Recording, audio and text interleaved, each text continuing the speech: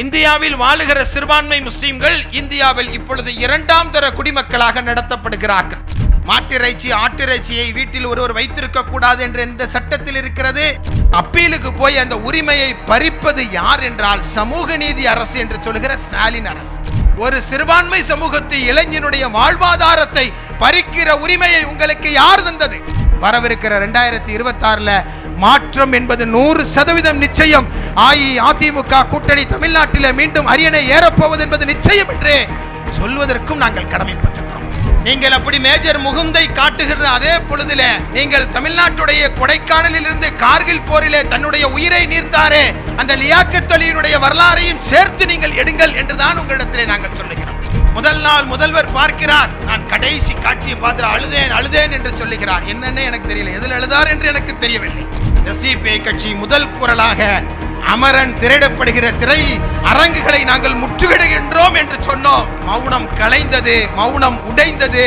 தமிழ்நாடு முழுவதும் அமரனுக்கு வேண்டிய எதிர்ப்பு இந்த சமூகத்திலிருந்து மட்டுமல்ல, ஜனநாயக சக்திகள் தோழர் திருமுருகன் காந்தி போன்றவர்களிடம் இருந்து கூட வெளிப்பட்ட திமுகவுடைய வரலாறு கொச்சைப்படுத்தி எடுத்திருந்தால் தமிழக முதல்வர் பார்த்துட்டு நல்லா இருக்குன்னு சொல்லியிருப்பாரா? நாம் தான் அதனை அனுமதித்திருப்போமா? எதற்கு எதை பயன்படுத்த வேண்டும் என்பதை எங்களது தலைவர்கள் எங்களுக்கு தெளிவாக கற்றுத்தந்திருக்கிறார். எப்படிப்பட்ட குரல்? உடன் பிறப்பே என்று சொன்னவனே ரத்தம் எல்லாம் சுண்டுகிறது என்று சொன்ன குரலின் மூலமாக திமுக கழகத்தை வளர்த்தவர் அல்லவா? மோடிக்கு வாப்பா வந்தா கூட அவரால் முடியாது என்று சொல்லுகிற சூழலில் தான் தமிழ்நாடு இருக்கிறது. தோழர், நீங்க உங்க காசிமாவுக்காக கேட்டீங்க. அந்த காசிமாவுக்கு கொடுத்த அதே தருணத்தில் இன்னொரு மாணவி 50 லட்சம் ரூபாய் அதுக்கும் சேர்த்து கிடந்தது. உங்களுக்காக நீங்கள் குரல் எழுப்பினால் எல்லோருக்கும் அது பலனளிக்கிற இடத்தில் நீங்கள் இருக்கிறீர்கள். மதுரையில சிக்கந்தர் அவுலியா தர்காவிற்கு சியாரத்திற்காக அங்க இருக்கிற முஸ்லிம்கள் போனா அவர்களை தடுக்கிறார்கள். இங்கு சந்தன கட்ட, அங்கு கொல்லிக்கட்டையா? டிசம்பர் மாதம் 14ஆம் தேதி நமது நாடாளுமன்றத்திலே ஒரு சிறப்பு விவாதத்தை ஒன்றிய அரசு கூட்டியிருந்தது. நமது நாடாளுமன்றத்திலே ஒரு சிறப்பு விவாதம் நடைபெற்றது. என்ன விவாதம் என்று சொன்னால், சுதந்திரம் பெற்று நாம் குடியரசாக நாம் 1950 இந்தியா என்பது ஒரு ஜனநாயக சோசியலிச மதச்சார்பற்ற குடியரசு என்று சொல்லி தன்னை அறிவித்ததனுடைய அந்த கொண்டாட்டமாக 75வது ஆண்டு கொண்டாட்டமாக நாடாளுமன்றத்திலே அரசியலமைப்பு சட்டத்தை பற்றி ஒரு விவாதத்தை இந்திய நாடாளுமன்றம் கூட்டியிருந்தது. அந்த நாடாளுமன்ற விவாதத்திலே பல்வேறு உறுப்பினர்களும் பல்வேறு விதமாக இந்தியாவினுடைய அரசியலமைப்பு சட்டத்துடைய நிலையை பற்றி பேசினார்கள். புரட்சியாளர் அண்ணல் அம்பேத்கர் எந்த அளவிற்கு இந்த அரசியலமைப்பு சட்டத்தை உருவாக்கினார், 75 ஆண்டுகள் கடந்தும் அது எவ்வாறு இப்பொழுது செயல்பட்டு கொண்டிருக்கிறது என்பதையெல்லாம் ஒரு மீளாய்வு செய்கிற விதத்திலே அந்த விவாதம் அமைந்திருந்தது. அந்த விவாதத்திலே பல்வேறு தரப்பட்ட கருத்துக்கள் பரிமாறப்பட்டது. அந்த கருத்துக்களிலே ஒரு கருத்து தான் உத்தரப்பிரதேசத்தினுடைய எம்பியாக முலாயம் சிங் யாதவனுடைய மகனாக சமாஜ்வாடி கட்சியினுடைய தலைவராக அகிலேஷ் சிங் யாதவ் ஒரு விவாதத்தை, ஒரு செய்தியை அந்த நாடாளுமன்றத்திலே பதிவு செய்தார். அதிகாரப்பூர்வமான செய்தி, எஸ்டிபி கட்சியின் தலைவர் சொல்லுகிற செய்தி அல்ல. இந்தியாவினுடைய நாடாளுமன்றத்திலே விவாதிக்கப்பட்ட அந்த விவாதத்தினுடைய செய்தியில் ஒரு பகுதி தான் அகிலேஷ் சிங் யாதவனுடைய அந்த செய்தி. என்ன சொல்லுகிறார்? இந்தியாவில் வாழுகிற முஸ்லிம்கள், இந்தியாவில் வாழுகிற சிறுபான்மை முஸ்லிம்கள் இந்தியாவில் இப்பொழுது இரண்டாம் தர குடிமக்களாக நடத்தப்படுகிறார்கள். அவர்களது சொத்துக்கள் சூறையாடப்படுகிறது. அவர்களது வீடுகள் எல்லாம் இப்பொழுது புல்டோசரினால் தகர்க்கப்படுகிறது. அவர்களது உயிர்கள் எல்லாம் இப்பொழுது கொலை செய்யப்படுகிறது, சட்டவிரோதமாக கொலை செய்யப்படுகிறது. அவர்கள் அஞ்சி நடுங்கி இந்தியாவிலே இரண்டாம் தர குடிமக்களாக அவர்கள் வாழுகிறார்கள் என்று சொல்லி ஒரு விவாதத்தை நாடாளுமன்றத்திலே அகிலேஷ் சிங் யாதவ் முன்வைக்கிறார். என்று சொன்னால் என்ன? 75 ஆண்டு இந்தியா என்றொரு நாட்டை கனவு கண்ட இந்தியாவினுடைய சிற்பிகள் இப்படி ஒரு மோசமான நிலைக்கு இந்தியா செல்லும் என்று நினைக்கவில்லை. ஜனநாயக தத்துவத்தை அடிப்படையாக கொண்ட ஒரு நாட்டிலே அந்த ஜனநாயகத்தை ஏற்றுக்கொண்டு இந்தியா பாகிஸ்தான் என்று சொல்லி இந்தியா பிரிவினை அடைந்த பொழுது நாங்கள் பாகிஸ்தானுக்கு செல்லவில்லை, இந்தியாவிலே பிறந்தோம், நாங்கள் இந்தியாவிலே தான் இருப்போம் என்று சொல்லி இந்திய மக்களை நம்பி இந்தியாவிற்கு வந்த சிறுபான்மை மக்கள் எவ்வாறு இந்த நாட்டிலே நடத்தப்படுகிறார்கள் என்பதைத்தான் அந்த விவாதம் இந்த உலகத்திற்கு சுட்டி காட்டியது. அவர் சொல்லிய தெளிவான வார்த்தை, இந்தியாவிலே முஸ்லிம்கள் இரண்டாம் தர குடிமக்களாக அவர்கள் நடத்தப்படுகிறார்கள் என்று சொன்னார். உண்மையிலேயே இந்தியாவிலே இரண்டாம் தர குடிமக்களாக சிறுபான்மை மக்கள் நடத்தப்படுகிறார்கள் என்பதற்கு கைப்புண்ணுக்கு கண்ணாடி தேவையில்லை என்று சொல்லுவது போல நம்முடைய வாட்ஸ்அப்பையும் ஃபேஸ்புக்கையும் திறந்தால் அத்தனை செய்திகள் இருக்கிறது. இது ஏதோ இந்தியாவிலே 75 வருஷம் கழிச்சு இப்பதான் கண்டுபிடித்தார்கள் என்று நீங்கள் நினைக்க கூடாது. 2008ஆம் ஆண்டு அதே நாடாளுமன்றத்திலே 2008 அதே நாடாளுமன்றம் கிடையாது, புது நாடாளுமன்றம், அது பழைய நாடாளுமன்றம். 2008 இந்தியாவினுடைய நாடாளுமன்றத்திலே கம்யூனிஸ்ட் கட்சியினுடைய தோழராக பாராளுமன்ற உறுப்பினராக இருந்த பிருந்தா காரத் ஒரு செய்தியை சொன்னார். சப்னா ஆஸ்மி போன்ற நடிகைகள் அவர்களுக்கு மும்பையிலே வீடுகள் கிடைக்கவில்லை என்று சொல்லுகிற தருணத்தில் அவர் சொல்லி காட்டினார், இந்தியாவிலே வாழுகிற முஸ்லிம்கள் அதனை வேறு வார்த்தையில் சொன்னார், is being Muslim is a crime. அவர் ஆங்கிலத்திலே கேட்ட வார்த்தை is being Muslim is a crime. இந்தியாவிலே முஸ்லீமாக வாழுவது குற்றமா என்று கேட்டார். இல்லை, இந்தியாவிலே முஸ்லீமாக வாழுவது குற்றம் என்பதை இன்றைக்கு நடைபெறுகிற நிகழ்வுகள் நமக்கு சொல்லிக் கொண்டிருக்கிறது. கிரிராஜ் சிங் கிஷோர் என்று சொல்லுகிற ஒரு ஒன்றிய உணவு பதப்படுத்தல் துறை அமைச்சர் சொல்லி காட்டினார். சமீபத்தில் தான் சொல்லி காட்டினார். ஒரு மாச காலத்திற்கு முன்பு உத்தரப்பிரதேசத்திலே எல்லா மாணவிகளும் சரஸ்வதி வந்தனம் பாட வேண்டும் என்று சொல்லி அங்கே இருக்கிற அரசு ஒரு உத்தரவை போட்ட பொழுது அவரிடத்திலே சில ஊடக நண்பர்கள் கேட்கிறார்கள், சிறுபான்மை மக்கள் சிறுபான்மை முஸ்லிம்கள் சரஸ்வதி வந்தனம் பாடுவதிலிருந்து ஏன் விலக்கு அளிக்க கூடாது என்று கேட்கிறார்கள். அப்பொழுது சொல்லுகிறார், இவர்களை அப்பொழுதே அவர்களுக்கென்று ஒரு நாடை பிரித்து விட்டோம் அல்லவா, அவர்கள் அப்பொழுதே அங்கே சென்றிருக்க வேண்டியது தானே, இப்ப இந்தியாவில் அவர்கள் இருக்க போய் தானே அவர்களுக்கு இந்த கேள்வி எழுகிறது, அவர்களுக்காக நாங்கள் பேச வேண்டியது இருக்கிறது என்று சொல்லுவது யாரோ ஒரு பாஜக தலைவர் அல்ல. இந்தியாவினுடைய ஒன்றிய அரசிலே முதலாக முஸ்லீம் அல்லாத ஒரு அமைச்சரவையிலே முஸ்லீம் அல்லாத ஒன்றிய அரசினுடைய பாராளுமன்றத்திலே இருக்கிற ஒரு அமைச்சர் தான் சொல்லி காட்டுகிறார், அவர்களுக்கென்று ஒரு நாடு இருக்கும் பொழுது அவர்கள் ஏன் இங்கே வந்தார்கள் என்று நம்மை பார்த்து கேட்கிறார். 1947 ஆகஸ்ட் மாதம் 14ஆம் 15ஆம் தேதி இந்த கேள்வி எழுப்பப்படவில்லை. 2024 டிசம்பர் மாதம் இந்த கேள்வி எழுப்பப்படுகிறது. நான் எதற்காக இதனை நான் சுட்டிக்காட்டுகிறேன் என்று சொன்னால், இந்தியா முழுவதும் இதுதான் நிலை. இரண்டாம் தர குடிமக்கள் என்று சொன்னால் அது ஏதோ ஊபியிலையும் உத்தரப்பிரதேசத்திலையும் மத்திய பிரதேசத்திலையும் மட்டும் இருக்கிறது என்பது அல்ல. இந்தியா முழுவதும் அதுதான் இன்றைக்கு நிலையாக இருக்கிறது. நாம் வாழ்கிற ஒரு விதமான ஒரு நிலை இன்றைக்கு தமிழ்நாட்டிலே இன்றைக்கு செயல்பட்டு கொண்டிருக்கிறது என்பதை எல்லாம் நாம் புரிந்து கொள்ள வேண்டும் என்பதற்காக நான் சுட்டிக்காட்டுகிறேன். இந்த இடத்துல தான் நாம் புல்டோசர் வச்சும் சிறுபான்மை முஸ்லிம்களை அடித்துக் கொள்ளுகிறார்கள் அல்லவா. மாட்டிறைச்சி வைத்திருந்தான் என்று சொல்லி அடித்து கொலை செய்யப்பட்ட சிறுபான்மை முஸ்லிம்களுடைய எண்ணிக்கை மட்டும் 38ங்க. மாட்டிறைச்சி வச்சிருந்தான், அகலாக்கை அடித்துக் கொன்றார்கள். அடித்துக் கொன்றதற்கு பின்பு அவர் இறந்து போய்விட்டார், 55 வயது முதியவர். அதுக்கப்புறம் அவர் வீட்டில் ஃப்ரிட்ஜில் இருந்தது மாட்டுக்கறியா ஆட்டுக்கறியா என்று எடுத்தால் அது ஆட்டுக்கறி என்று சொல்லுகிறார். எந்த சட்டத்தில் இருக்கு? மாட்டிறைச்சி ஆட்டிறைச்சியை வீட்டில் ஒருவர் வைத்திருக்க கூடாது என்று எந்த சட்டத்தில் இருக்கிறது? சட்டத்திற்கு புறம்பாக சட்டத்தில் இல்லாததையும் சேர்த்து இன்றைக்கு அகலாக்கை கொலை செய்வதுதான் இந்தியாவிலே முஸ்லிம்கள் இரண்டாம் தர குடிமக்களாக இருக்கிறார்கள் என்பதற்கான அர்த்தம். ஜுனைத் என்று சொல்லுகிற ஒரு 16 வயது மதரசா மாணவன் உத்தரப்பிரதேசத்தில் 2 வருடங்களுக்கு முன்பு ஹஜ்ஜி பெருநாளைக்காக வேண்டி தான் சேர்த்து வைத்திருந்த காசில் இருந்து ஒரு டிரெஸ் எடுக்கலாம், பெருநாள் டிரெஸ் எடுக்கலாம் என்பதாக சென்று அந்த டிரெஸ் எடுத்துட்டு ட்ரெயின்ல வரும் பொழுது அங்க இருக்கிற காவி பயங்கரவாதிகளால் அடித்தே கொலை செய்யப்பட்டான். ரயில்வே ஸ்டேஷன்ல ஒருத்தர் உணவில்லாமல் நின்றால் கூட நாம் பார்த்து ஏதாவது 10 ரூபாயை கொடுத்துருப்போம். அதானங்க மனிதாபிமானம். ஒரு மாணவன் 16 வயது மாணவன் தொப்பி அணிந்திருந்தான், முஸ்லீமாக இருக்கிறான் என்ற காரணத்திற்காக 200-300 பேர் சேர்ந்து அடிக்கிறார்களே, அடித்து கொலை செய்கிறார்களே. இந்தியாவில் மட்டுமில்லை, உலகத்தில் எங்கும் இது கிடையாது. மிகப்பெரிய போர் நடந்தது என்று சொல்லுகிற உள்நாட்டு மக்களை இனப்படுகொலை செய்த ருவாண்டாவில் கூட அது கிடையாது. ஆனால் இந்தியாவில் நடக்கிறது என்று சொன்னால் அதுதான் இந்தியாவில் வாழுகிற சிறுபான்மை மக்கள் இரண்டாம் தர குடிமக்களாக மாற்றப்படுகிறார்கள் என்பதற்கான இதைத்தான் இன்றைக்கு நாம் நாடு முழுவதும் சொல்லுகிறோம். இந்தியாவில் வாழுகிற எல்லோரும் அரசியலமைப்பு சட்டத்திற்கு முன்பு சமம் என்று சொன்னால் ஏன் எங்களுக்கு மட்டும் அந்த உரிமை இல்லை என்று நாம் கேட்கிறோம். உங்களுக்கு எல்லாம் தெரியும், ஒரு வார காலத்திற்கு உள்ள தமிழ்நாட்டில் நடந்த ஒரு சம்பவம். அப்துல் காதர் என்று சொல்லுகிற ஒரு காவல்துறையை சார்ந்த தமிழ்நாடு போலீஸை சார்ந்த ஒரு காவலர் ஒரு 4-5 வருடங்களுக்கு முன்பு பணியில் சேர்ந்து விட்டார்.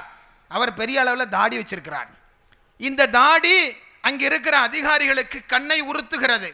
அந்த தாடியை எடுத்தாதான் நீ வரணும், இல்லை வரக்கூடாது என்று சொல்லுகிறார்கள். இல்லை இல்லை, இது என்னுடைய உரிமை, சீக்கியர்களுக்கு அந்த உரிமை இருக்கும் பொழுது தாடி வைக்க, டர்பன் கட்ட, குர்வால் வைக்க அவர்களுக்கு ஒரு உரிமை இருந்தால் எனக்கும் அதே உரிமை இருக்கிறது என்று போராடுகிறார் காவல்துறையில். காவல்துறையினர் கேட்கவில்லை.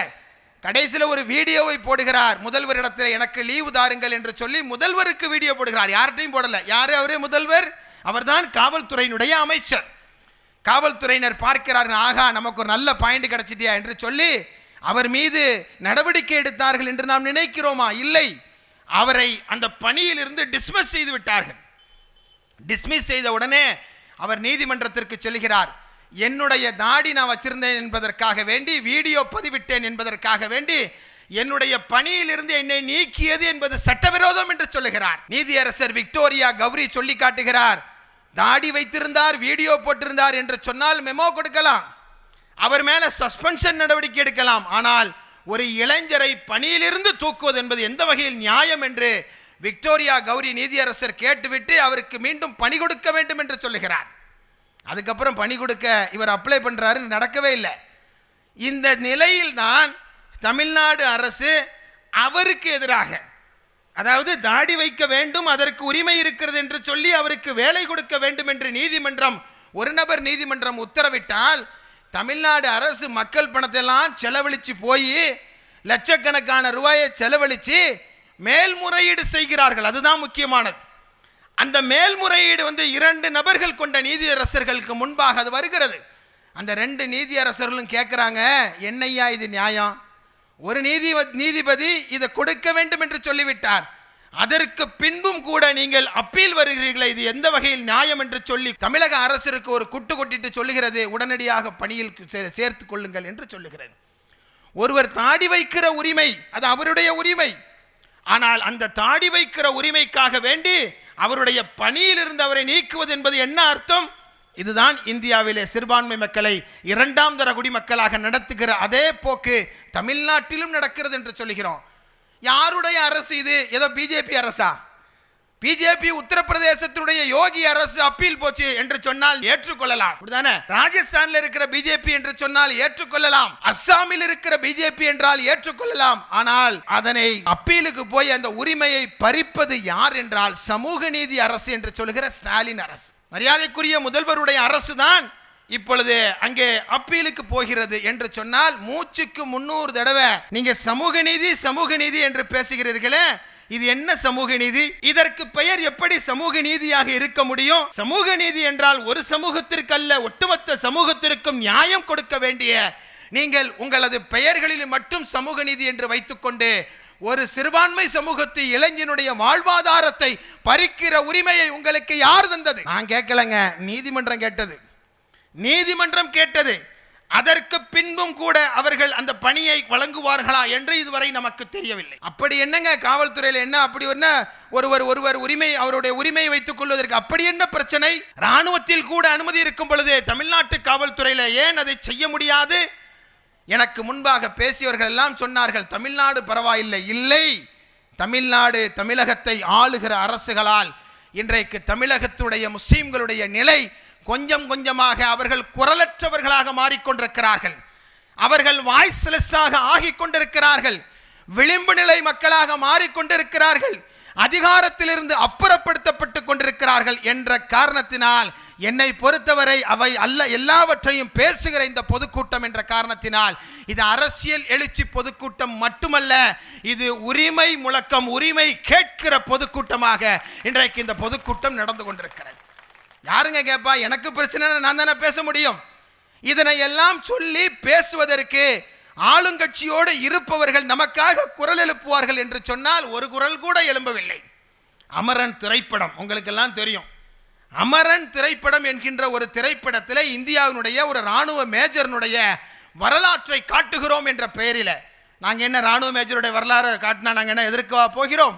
நன்றாக காட்டுங்கள். நீங்கள் அப்படி மேஜர் முகுந்தை காட்டுகிற அதே பொழுதில் நீங்கள் தமிழ்நாட்டுடைய கொடைக்கானலில் இருந்து கார்கில் போரிலே தன்னுடைய உயிரை நீர்த்தாரே அந்த லியாக்கத் அலியினுடைய வரலாறையும் சேர்த்து நீங்கள் எடுங்கள் என்றுதான் உங்களிடத்திலே நாங்கள் சொல்லுகிறோம். தன்னுடைய சதவீதத்திற்கும் அதிகமாக உடல், பொருள், ஆவி அத்தனையும் தத்தம் செய்து இந்த நாட்டிற்காக போரிட்ட சிறுபான்மை முஸ்லிம் சமூகத்துடைய சொந்த வீரர்களுடைய வரலாற்றையும் காட்டுங்கள் என்று நாங்கள் சொல்லுகிறோம். ஆனால் மேஜர் முகுந்துடைய வரலாறை காட்டுகிறோம் என்ற பெயரில் முஸ்லீம்களை நீங்கள் இரண்டாம் தர குடிமக்களாக, குற்றப்பரம்பரையினராக அவர்களை கொச்சைப்படுத்துவதை எவ்வாறு நாம் ஏற்றுக்கொள்ள முடியும்? காஷ்மீர் ஃபைல்ஸை எதிர்க்கிறோம் என்று சொன்னால் அதுபோல அமரனையும் எதிர்க்கிறோம். காஷ்மீர் ஃபைல்ஸ் எவ்வாறு காஷ்மீருடைய வரலாறை சொல்லுகிறோம் என்கின்ற பெயரில் இந்தியாவில் வாழுகிற முஸ்லீம்களை கொச்சைப்படுத்துகிற, காஷ்மீர் போராட்டத்தை கொச்சைப்படுத்துகிறார்களோ அது மாதிரி அமரனின் பெயரால் ஒரு மேஜர்னுடைய வரலாற்றிற்கு பின்புலமாக இருந்து கொண்டு அதை சொல்லிக்கொண்டே முஸ்லீம்களை அந்நிய சக்திகளாக காட்டுவதை எவ்வாறு நாம் அனுமதிக்க முடியும்? அதிலும் தமிழிலே நடத்துவதை எவ்வாறு அனுமதிக்க முடியும்? அதிலும் ரெட் ஜெயண்ட் வருவதை எவ்வாறு அனுமதிக்க முடியும்? ராஜ்கமல் பிலிம்ஸ் அதை தயாரிப்பதை எவ்வாறு அனுமதிக்க முடியும்? இந்த கேள்வியெல்லாம் யார் கேட்டிருக்கணும்? திமுக கூட்டணி கட்சியில் இருப்பவர்கள் கேட்டிருக்க வேண்டும்.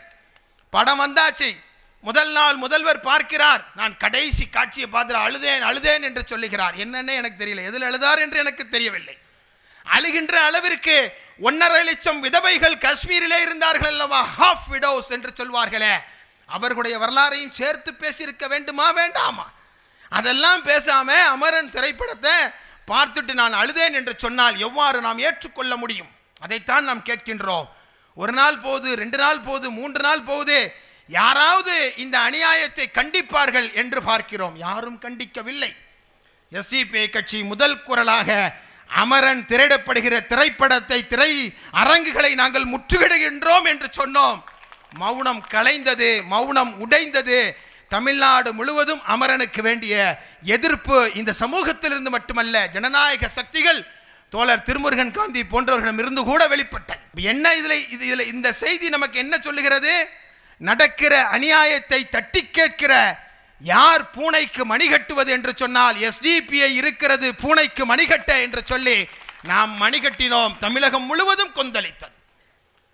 என்ன செஞ்சிருக்கணும்? விஸ்வரூபம் படம் வந்திருக்கும் பொழுது அம்மையார் அவர்கள் என்ன செய்தார்கள்? சிறுபான்மை சொந்தங்களை எல்லாம் அழைத்து பேசினார், தலைவர்களை அழைத்து பேசினார். அந்த திரைப்படத்தை தடை செய்கிறேன் என்று சொன்னார். அதில் இருக்கிற காட்சிகளை நீக்குகிறோம் என்று சொன்னார்.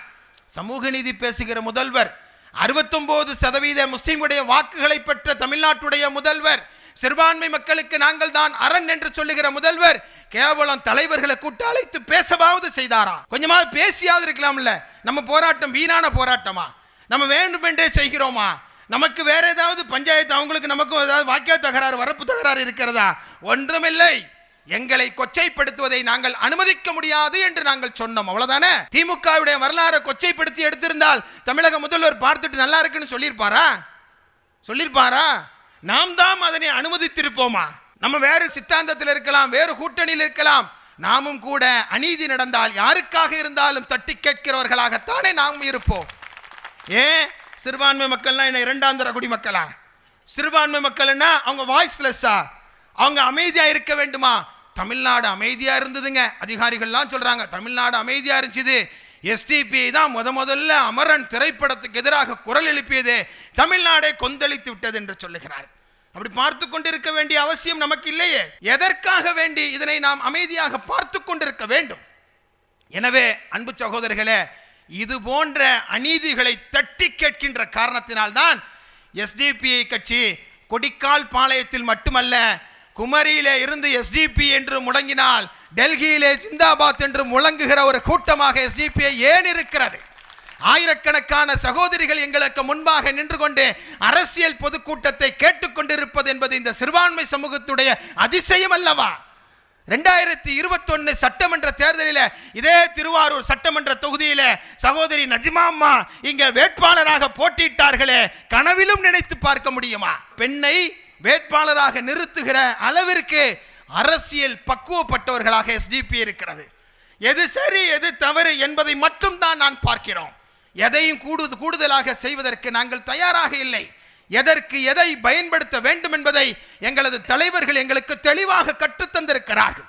அதில் எங்களுக்கு விரோதமே இல்லை.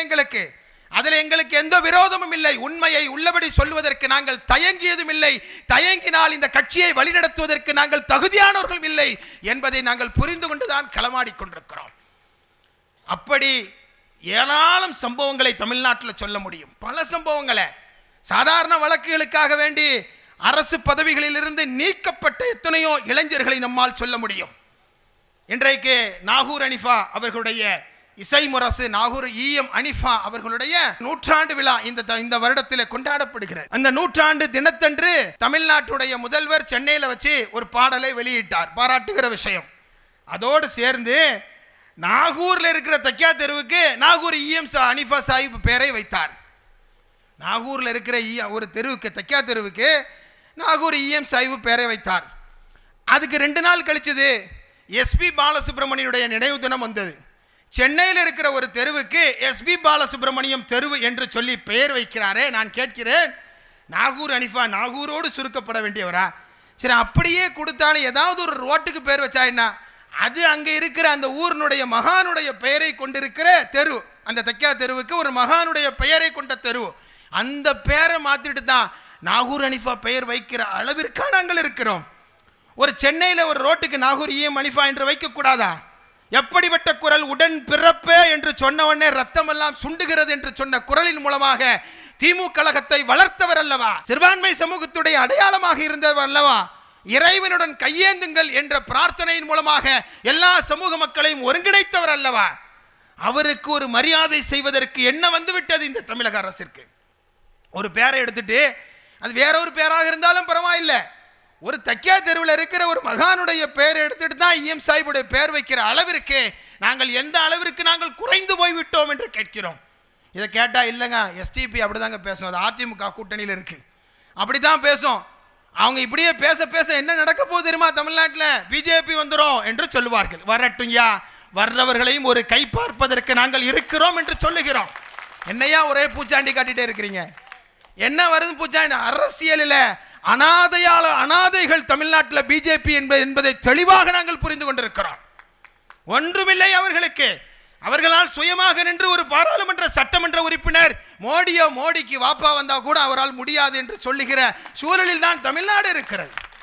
ஆனா அதை காட்டி காட்டி பயங்காட்டுறாங்க. திருவிதாங்கோடு என்று சொல்லுகிற ஒரு ஊர், கன்னியாகுமரி மாவட்டம், அங்க ஒரு வார்டுல SDPயையும் திமுகவும் மட்டும்தான் போட்டியிடுகிறது. அங்க கடந்த நகரமன்ற தேர்தலில் அங்க இருக்கிற திமுக உடன்பிறப்புகள் எல்லாம் போய் வீடு விடா போய் BJP வந்துடும் பார்த்துக்கங்க, திமுக போட்டுருங்க. ஏன்டா நிற்கிறதே SDPயும் திமுக தாண்டா நிற்கிது. ஒன்று SDP வரணும், இல்லை திமுக வரணும். BJP இல்லாத இடத்துல எப்படியா BJP வரும்? என்ன எங்களுக்கு முதலே அதுதானையா? அந்த கடைச்சரக்கை நாங்கள் யார்கிட்டையும் விட்டு கொடுத்து விட மாட்டோம். பாஜகவை விட்டு அதிமுக வெளிவந்து விட்டது என்று சொன்னோன்னு BJPக்கு பயம் இல்லை, திமுகவுக்கு வைத்த கலக்குது. ஆகா, நம்முடைய சொத்தை பிடுங்கிடுவாரோ, எங்கே சிறுபான்மை வாக்குகளை நாம் விட்டு விடுவோமோ என்று அச்சப்படுகிறார்கள். நீங்கள் சிறுபான்மை வாக்குகளை வாங்க வேண்டும் என்று சொன்னால் நீங்கள் அந்த மக்களுக்காக நீங்கள் என்ன செய்திருக்கிறீர்கள்? அதுதானே நம்ம கேட்கிறோம். என்ன செய்திருக்கிறீர்கள்? எதையும் செய்யவில்லை. சட்டமன்றத்தில் தோழர் வேல்முருகன் அவர்கள் சொல்லி காட்டுகிறார். எப்படி சட்டமன்றம் நடக்குன்னு சொல்லி காட்டுறார். வேல்முருகனோ அல்லது சிறுபான்மை சமூகத்தினுடைய MLAக்களோ போய் முதல்வர்கிட்ட எங்க தொகுதிக்கு இது வேணுங்கன்னு கேட்டா நடக்கவே நடக்காதான். ஆனால் வானதி சீனிவாசனோ அல்லது நயினார் நாகேந்திரனோ போய் முதல்வர்கிட்ட எங்கள் தொகுதிக்கு வேணும்னு கேட்டால் அவருக்கு அந்த வேலையை முடிச்சுட்டு அந்த கவரை கொண்டு வீட்டில் கொண்டு கொடுக்குற அளவிற்கு திமுக அரசு பாஜக உறுப்பினர்களுக்கு ஏன் அப்படி முக்கியத்துவம் தருகிறது என்று கேட்க வேண்டிய பொறுப்பும் கடமை நமக்கு இருக்கிறதா இல்லையா? ஏன் அப்படி செய்யணும்? யார் சொன்ன? நானா சொன்னேன்? SDP சொன்னதா? அதிமுக உறுப்பினர்கள் சொன்னார்களா? எங்களது கூட்டணியில் யாரும் சொன்னார்களா? இல்லை, மாறாக திமுக கூட்டணியில் இருக்கிற தோழர் தான் சொல்லி காட்டுகிறார். எங்களை கண்டால் வேப்பங்காயாக தமிழக முதல்வருக்கு கசக்கிறது, பாஜகவை கண்டால் மாம்பழமாக இனிக்கிறது என்று சொல்லுவது தமிழ்நாட்டுடைய தோழர் வேல்முருகன் சொல்லி காட்டுகிறார். அதைத்தான் நாம புரிஞ்சுக்கிறோம். இவ்வளவு ஆபத்தான நிலையில் இருந்து கொண்டுதான் இன்னொரு விஷயம் சொல்லணும். அதான் ரொம்ப மிக முக்கியமான விஷயம். உலகத்தினுடைய செஸ் சாம்பியனாக நம்முடைய மாணவர் குகேஷ் அவர்கள், தமிழ்நாட்டை சேர்ந்தவர், உலக சாம்பியனாக அவர் பட்டம் பெற்றார். அவர் அந்த கணத்திலே அவர் உலக சாம்பியன் என்று சிங்கப்பூரில் அறிவிக்கப்பட்ட கணத்திலே நான் கூட உலக சாம்பியனாக ஆனது போல ஒரு உணர்வு எனக்கும் கூட வந்தது. உண்மையிலே பாராட்டத்தக்க விஷயம். செஸ்ஸில் தமிழ்நாடு கொஞ்சம் கொஞ்சமாக முன்னேறி வருகிறது என்பது பாராட்டத்தக்க விஷயம். தமிழ்நாட்டுடைய முதல்வர் உடனே அடிக்கிறார், 5 கோடி ரூபாயை டான் தூக்கி வீசுறார். ஆனால் அதே போல அமெரிக்காவில் போய் வட சென்னையினுடைய ஒரு ஆட்டோ ஓட்டுநருடைய மகள் காசிமா என்று சொல்லுகிற ஒரு முஸ்லீம் சிறுபான்மை சமூகத்தை சேர்ந்த ஒரு மாணவி அமெரிக்காவில் போய் சாம்பியன் பட்டம் வாங்கி கொண்டு வருகிறார். அவருக்கு காசிமாவுக்கு வாழ்த்து என்று ஒரு வாழ்த்து மட்டும்தான் வருது. அவருக்கு வாழ்த்து, இவருக்கு 5 கோடி. விடுவோமா? எஸ்டிபி கட்சியினுடைய நிர்வாகிகள் சமூக ஊடகத்தில் எழுதத் தொடங்கினார்கள். 2 நாள் தான் ஆனது. 3வது நாள் காசிமாவிற்கு 1 கோடி பரிசு என்கின்ற அறிவிப்பு அரசிடமிருந்து வந்தது. இப்ப தெரியுதா எஸ்டிபி பணியை எவ்வாறு செயல்படுத்துவது என்று புரிகிறதா? ஒருத்தரும் பேசல, யாருமே காசிமா பத்தி பேசல. என்னிடத்தில் ஒரு தலைவர் அழைத்தார், தோழர் நீங்க உங்க காசிமாவுக்காக கேட்டீங்க, அந்த காசிமாவுக்கு கொடுத்த அதே தருணத்தில் இன்னொரு மாணவி 50 லட்சம் ரூபாய் அதுக்கும் சேர்த்து கிடத்தது. உங்களுக்காக நீங்கள் குரல் எழுப்பினால் எல்லோருக்கும் அது பலனளிக்கிற இடத்தில் நீங்கள் இருக்கிறீர்கள். உங்களது குரலை நீங்கள் குறைத்துக் கொள்ளாதீர்கள். தொடர்ந்து பேசுங்க. நம்ம ஆளு என்ன சொல்லுவோம், ஆகா இது ஏதோ பிஜேபி, அதான் அப்படி திமுக எதிர்த்தா பிஜேபி ஐயா, எத்தனையோ கட்சிகளை எதிர்த்து கொண்டிருக்கிறாங்களே, எவ்வளவு விஷயம் இருக்கு. பொட்டில் அரைத்தார் போல கைப்புண்ணுக்கு கண்ணாடி தேவையா என்பது போல அவ்வளவு செய்தியை சொல்றோம். ஆனால் கண்டுகொள்ளவே இல்லை. என்ன பிஜேபி வந்திருக்குமே என்று சொல்லுகிற அந்த பிரச்சாரத்தின் மூலமாக என்ன சொல்ல வருகிறது இந்த அரசு? 4வது வருஷத்தை தொட போறாங்க. திமுக அரசு பொறுப்பேற்று 4வது வருடம் ஆகிறது. நான் கேட்கிறேன், இந்த 4 வருடத்தில் சிறுபான்மை முஸ்லீம்களுக்கு என்னங்க இடம் உண்டு? ஏதாவது ஒன்றை சொல்லுங்கள். நமது ராஜா முகமது சொல்லி காட்டினார், எங்களுக்கு ஒன்றும் தெரியவில்லை என்று சொல்லுவது அல்ல. சிறுபான்மை முஸ்லீம்களுக்கு நீங்கள் என்ன செய்தீர்கள்? என்ன பொருளாதார முன்னேற்றம் கொடுத்தீர்கள்? நாங்கள் ஊராக உலகம் முழுவதும் சென்று நாங்கள் பொருளீட்டிக் கொண்டு அந்நிய செலாவணியை ஈட்டி தருகிறோமே, எங்களுக்கு நீங்கள் பரிசாக தருகிற கைமாறு என்ன? அரசாங்கம் ஏதாவது திட்டம் தந்திருக்கா? 10 கோடி ரூபாயை கூட நமக்காக ஒதுக்கவில்லை. ஆனால் 10 கோடி ரூபாயை சிறுபான்மை பட்ஜெட்டில் ஒதுக்குகிறார்கள். அவர்கள் நாகூருக்கு, அதுபோல தேவாலயங்களுக்கு நாங்கள் அதனை புதுப்பிக்கிற பணிகளுக்காக என்று சொல்லுகிறார்.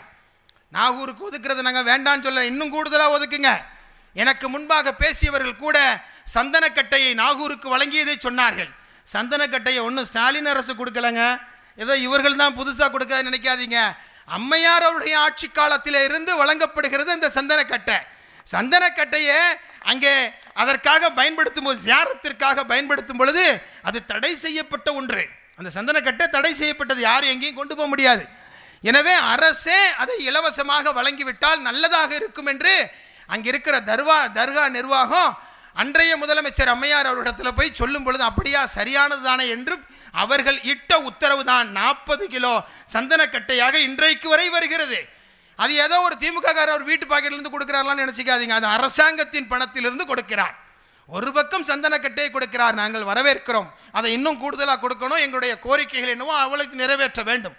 வேறொரு பக்கம் என்னன்னு சொல்லி கேட்டா, அங்கு சந்தனக்கட்டை மதுரையில் சிக்கந்தர் அவுலியா தர்காவிற்கு ஜியாரத்திற்காக அங்கு இருக்கிற முஸ்லீம்கள் போனா அவர்களை தடுக்கிறார்கள். இங்கு சந்தனக்கட்டை, அங்கு கொல்லிக்கட்டையா? அதை தான் கேட்கிறோம். அது என்னையா சிக்கந்தர் தர்கால போய் அங்கு ஒரு கமிஷனர் இருக்கிறார், மதுரை கமிஷனர், போனீங்கன்னா சட்டம் ஒழுங்கு வந்துருங்கிற. எங்கேயா சட்டம் ஒழுங்கு வந்துச்சு? தமிழ்நாட்டில் இதுவரைக்கும் எத்தனையோ இடங்களில் ஜியாரத் நடக்கிறது, எங்கே சட்டம் ஒழுங்கு வந்தது? அது என்ன சிக்கந்தர் அவுலியா தர்காவிற்கு இந்து முன்னணி எதிர்க்கிறது என்பதற்காக சென்றால் நீங்கள் உடனே சட்டம் ஒழுங்கு வந்துவிட்டது என்று சொன்னால் எஸ்டிபி சும்மா இருக்குமா? போராட்ட களத்தில் இப்பொழுது அங்கே குதித்திருக்கிறார்கள். நம்முடைய வழிபாட்டு உரிமையை மீட்கும் வரை எங்களது போராட்டம் தொடரும் என்று நாங்கள் அறிவித்திருக்கிறோம். அது என்ன ஒரு கண்ணுக்கு மையும் ஒரு கண்ணுக்கு சுண்ணாம்பும்? அது என்ன குகேஷுக்கு 5 கோடி, காசிமாவுக்கு மட்டும் 1 கோடி? அப்படி இருந்தா கூட 1 கோடி தானே கொடுத்துருக்கீங்க, 5 கோடியில கொடுக்கணும். விளையாட்டு வீராங்கனைகளிடத்தில் என்ன பாகுபாடு? இதெல்லாம் கேட்டா பிஜேபி வந்துடும்.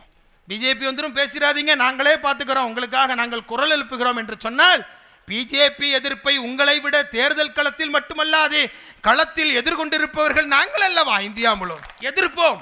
அவர்களை அரசியலிலே இங்கே தமிழ்நாட்டிலே தலை தூக்க விடாமல் செய்ய வேண்டிய தேவை நமக்கு இருக்கிறது, மாற்று கருத்து இல்லை. ஆனால் எந்த சமூகம் உங்களுக்கு வாக்களிக்கிறதோ அந்த சமூகத்தை கூட ஒதுக்கிவிட்டு தான் நாங்கள் ஒரு விதமான அரசியல் நடத்த வேண்டும் என்று சொன்னால் தட்டி கேட்பதற்கு எஸ்டிபிஐ இருக்கிறது என்பதை நீங்கள் உங்களது மனதில் நீங்கள் எழுதி கொள்ளுங்கள் என்பதாக நான் சொல்வதற்கு கடமைப்பட்டிருக்கிறேன். இடஒதுக்கீடு கோரிக்கை எவ்வளவு நாளாக அந்த கோரிக்கை வச்சுட்டு இருக்கிறோம். இடஒதுக்கீடு 3.5% இடஒதுக்கீடு என்பது சிறுபான்மை முஸ்லீம்களுக்கு இப்பொழுது அது ரிசர்வேஷனா அல்லது லிமிட்டேஷனா என்று நாம் கேட்கிறோம். என்ன தப்பு இருக்கு இதுல? ரிசர்வேஷன் என்ன, இடஒதுக்கீடு.